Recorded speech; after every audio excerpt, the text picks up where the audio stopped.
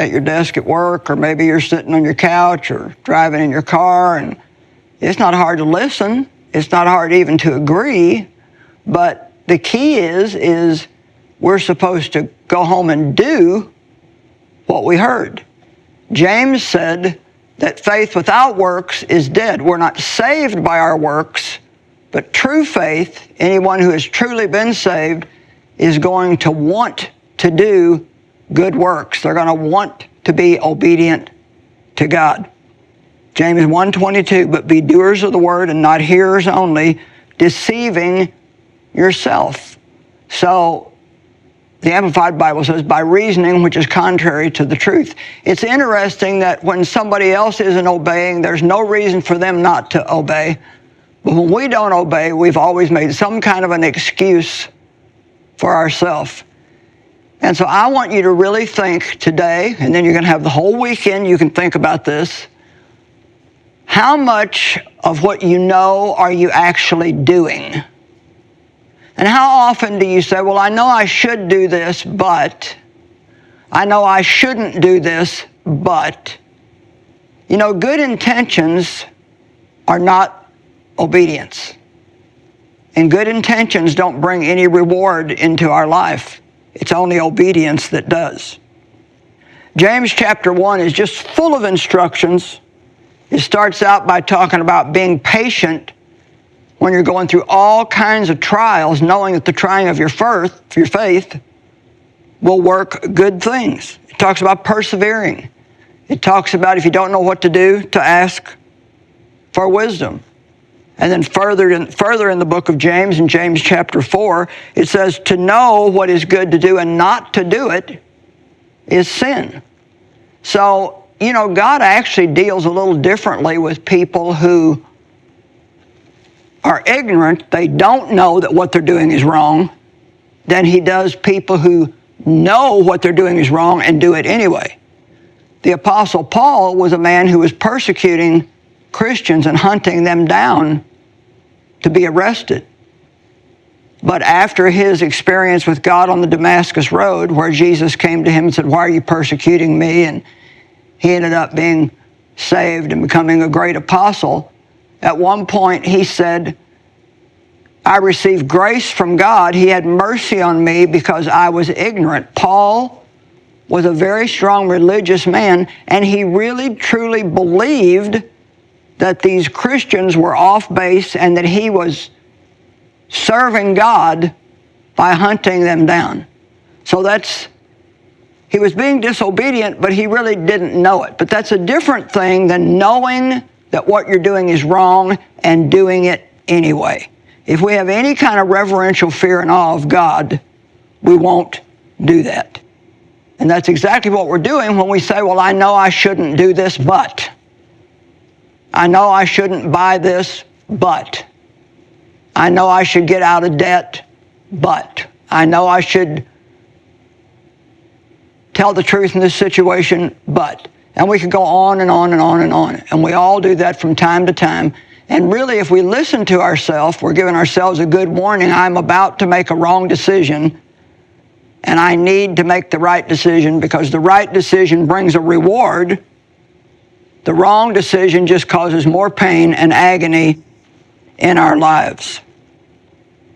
Matthew 7:21 says, no one says to me, Lord, Lord, will enter the kingdom of heaven, but only the one who does the will of my Father who is in heaven. So we can say we know Jesus. We can say, Lord, Lord, didn't I do this? Didn't I do that? But he says, it's only those who have done the will of my Father in heaven that are going to be rewarded. I wrote this, the size of the gap between knowledge and doing is what determines our measure of victory. Now, Luke 6:46 through 49. Why do you call me Lord, Lord, and then not do what I say? See, I heard somebody recently say there's two words, if you're a Christian, there's two words that you can never put together, and those two words are no, Lord. Because if he is the Lord of our life, the only thing we can ever say to him when he asks us to do something is, yes, Lord. Yes, Lord. Why do you call me Lord, Lord, and not do what I say? As for everyone who comes to me and hears my words and puts them into practice, I will show you what they are like. They're like a man building a house who dug down very deep and laid his foundation on rock. And when a flood came and the torrent struck that house, but it could not shake it because it was well built. It was built on the rock. That's what it's like if you're being obedient. The storms of life cannot defeat you. But the one who hears my word and does not put them into practice, and there's a lot of those, we have to ask ourselves where we're at in this. Do we just pick and choose and obey the ones that are easy and ignore the ones that aren't?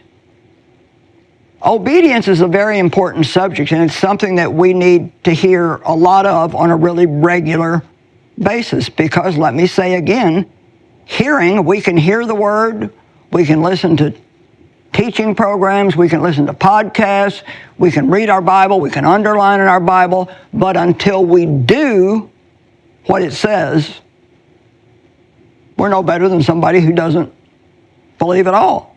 But the one who hears my words and does not put them into practice is like a man who built a house on the ground without a foundation.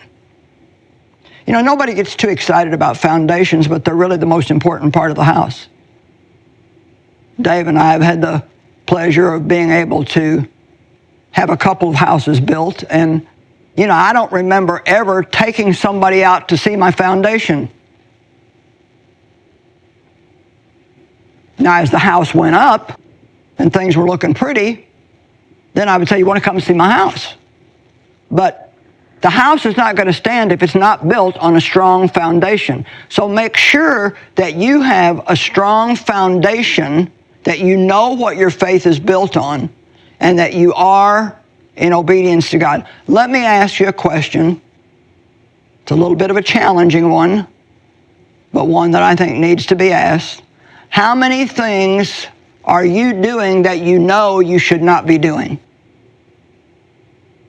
Like I said, you got the weekend to think about this.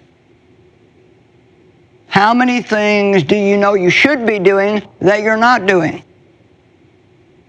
Well, why do we put it off? Procrastination.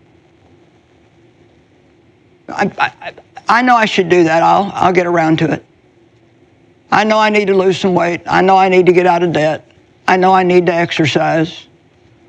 I know that I need to give into the kingdom of God on a regular basis, but maybe after I get my next raise. No, now is the time to obey God.